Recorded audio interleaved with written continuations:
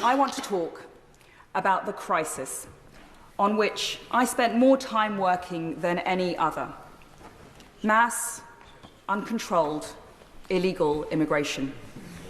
We are all here familiar with the problem.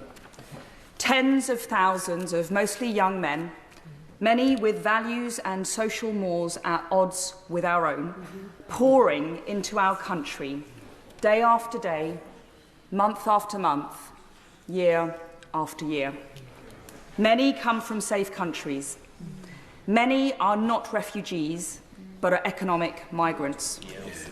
All have paid thousands of pounds to criminal gangs to break into Britain.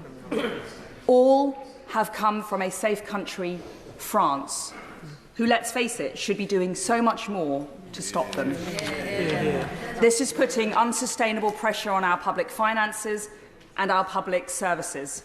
It's straining community cohesion, jeopardising national security and harming public safety. The British people all understand this, Madam Deputy Speaker. The question is, does the government? And will it now finally act to stop it? The Prime Minister, rightly, committed to doing whatever it takes to stop the boats. And he should be commended for dedicating more time and toil than any of his predecessors to this endeavour. And unlike the Leader of the Opposition, who would rather bury his head in the sand, he has actually advanced a plan. We made some progress during my tenure as Home Secretary. The overall crossings have fallen by 30%. The number of illegal Albanian arrivals down by 90%. And we were starting to close down asylum hotels. But, Madam Deputy Speaker, crossings are down is not the same as stopping the boats. No. And as Home Secretary, I consistently advocated for legislative measures that would have secured the delivery of our Rwanda partnership as soon as the bill became law.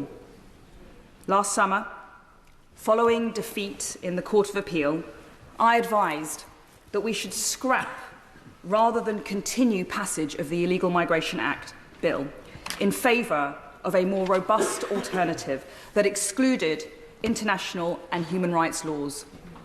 When that was rejected, I urged that we needed to work up a credible Plan B in the event of a Supreme Court loss.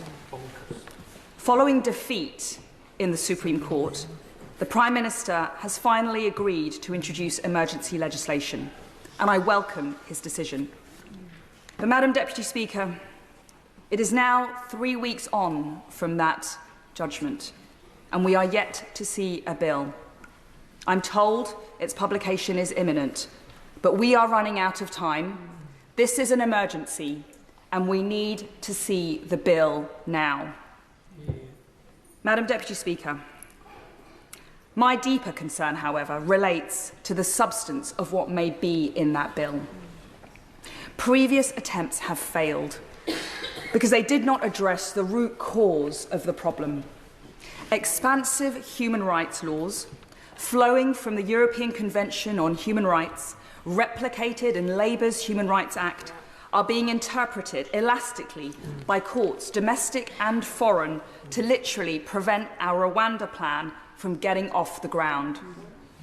And this problem relates to so much more than just illegal arrivals.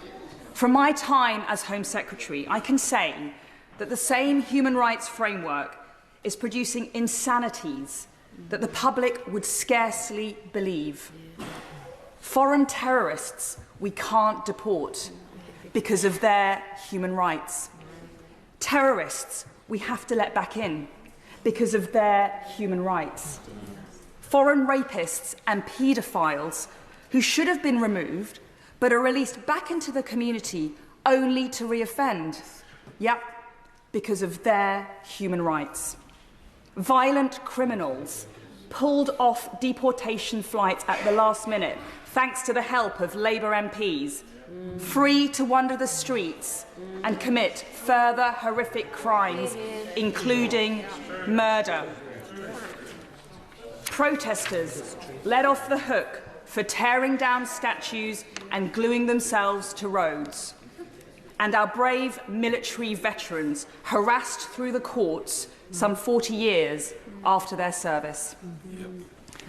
Madam Deputy Speaker, it is no secret that I support leaving the European Convention on Human Rights and replacing the Human Rights Act with a British Bill of Rights that protects the vulnerable and our national security and finishes the job of Brexit by extricating us from the foreign court and restores real parliamentary supremacy.